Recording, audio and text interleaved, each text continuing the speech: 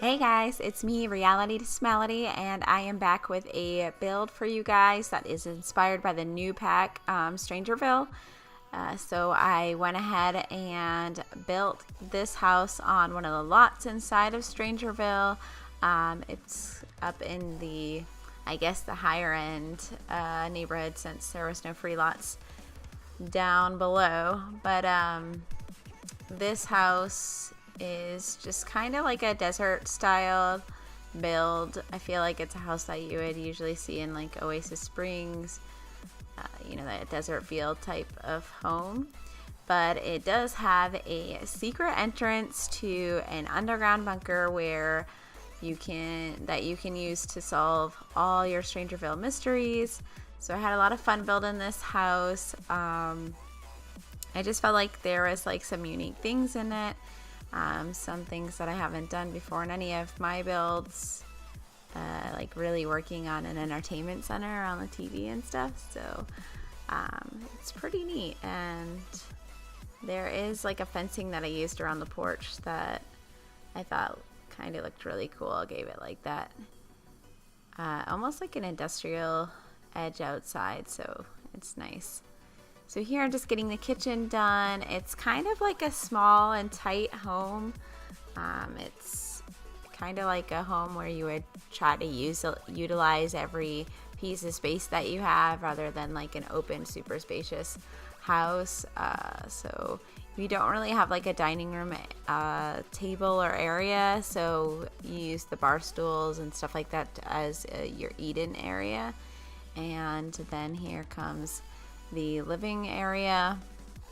I wanted to use the same cabinets as the kitchen, so kind of everything really wanted everything to really flow together.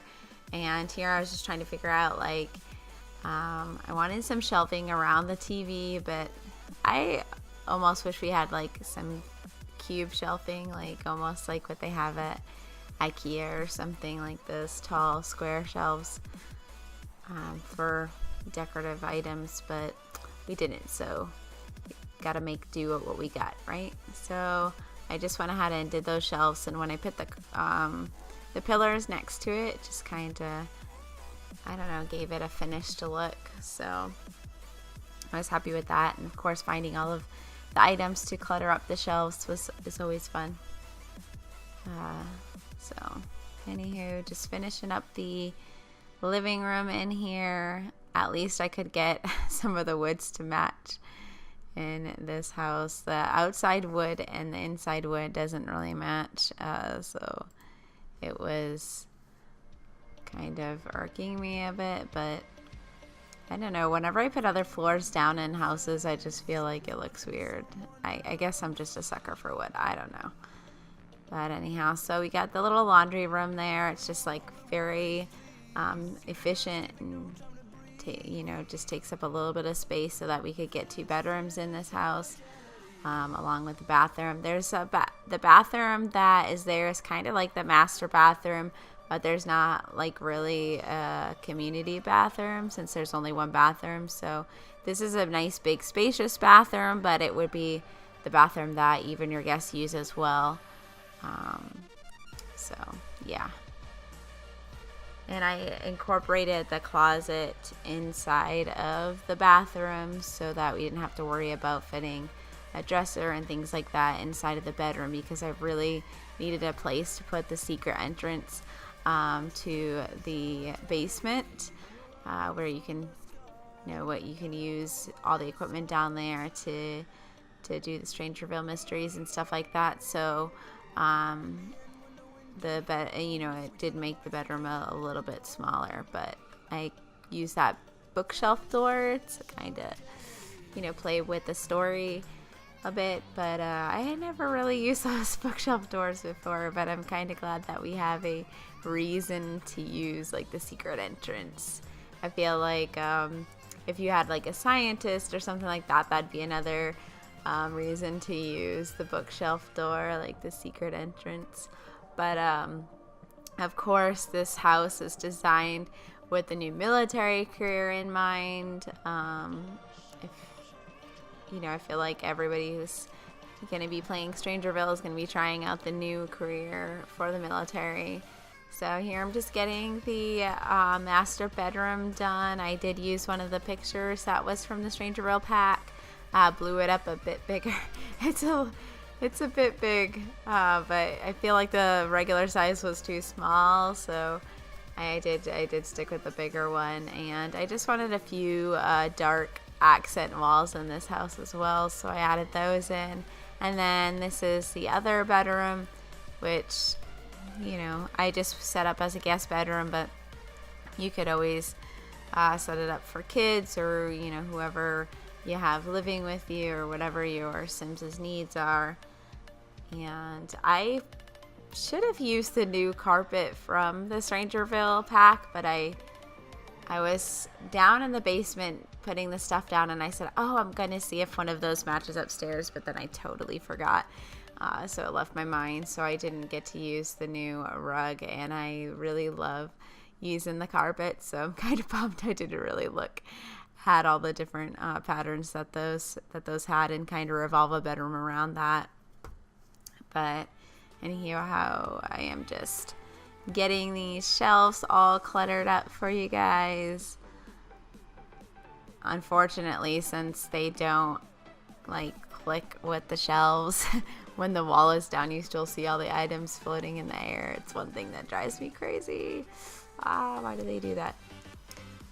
But so I put these windows, and I wanted some greenery inside, so I decided to use these little wall plants to go on the windows to kind of divide the windows up. I thought it looked pretty. So, and we're just cluttering up the kitchen here and just getting some plant in the living room. And some pictures covering up these bare walls.